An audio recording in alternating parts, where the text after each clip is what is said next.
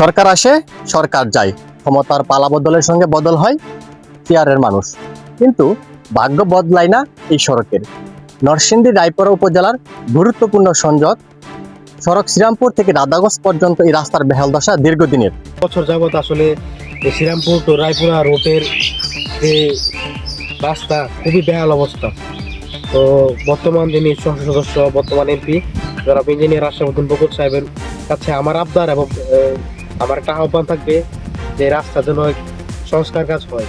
বছরের পর বছর অবহেলায় পড়ে থাকা এই রাস্তাটি এখন এলাকাবাসীর দুর্ভোগের প্রতীকে পরিণত হয়েছে। স্থানীয়দের অভিযোগ, সামান্য বৃষ্টিতেই সড়কটি কাদায় পরিণত হয়, সৃষ্টি হয় বড় বড় গর্ত। শুকনো মৌসুমে ধুলাবালির কারণে চলাচল প্রায় অসহায় হয়ে ওঠে। এই রাস্তাটাতে অসুবিধা হয়। আমি এমপি বাসে আবদার করলাম এই রাস্তাটা যেন তৈরি হয়।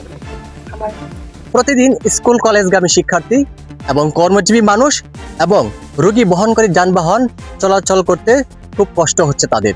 আমরাও খুব কষ্টজনক। এই যে দেখেন, আপনারা দেখেন আমাদের রাস্তার পরিস্থিতি খুবই খারাপজনক। মাননীয় এমপি সাহেবের কাছে আমাদের আবেদন জানাই এই রাস্তাটা দ্রুত কাজের এই আলোচনা নিয়ে কথা বলে। আমরা আসলাম, এই যে এত বড় রাস্তা তুইও আমরা রাস্তার সাইডে দিয়ে যাই। কেন যাই? যার কারণ হচ্ছে রাস্তার অধিকাংশ অংশই ভাঙা, আমরা ঠিক মতো গাড়ি চালাইতে পারি না, যাত্রীরা অসুবিধা হয়, আমাদের অসুবিধা হয়, আমাদের গাড়ির ক্ষতি হয়। ঠিক আছে, তো অতি আশা করি এই রাস্তার কাজ যেন নতুন দ্রুতভাবে করা হয়, এটা আমি জানাই। রাধাগঞ্জ এলাকার এক ব্যবসায়ী বলেন, রাস্তার কারণে আমাদের ব্যবসা মারাত্মকভাবে ক্ষতিগ্রস্ত হচ্ছে। পণ্য পরিবহন করতে খরচ বাড়ছে, সময় নষ্ট হচ্ছে। এলাকাবাসীর দাবি, দ্রুত সময়ে মধ্যে সড়কটি সংস্কার বা পুনর্নির্মাণ না করলে পরিস্থিতি আরও ভয়াবহ হতে পারে। জনগণের প্রশ্ন, আর কতদিন অপেক্ষা করতে হবে একটি চলাচলযোগ্য সড়কের জন্য? উন্নয়নের অগ্রযাত্রায় এগিয়ে থাকা পিছিয়ে পড়া এই সড়কটি কবে আলোর মুখ দেখবে?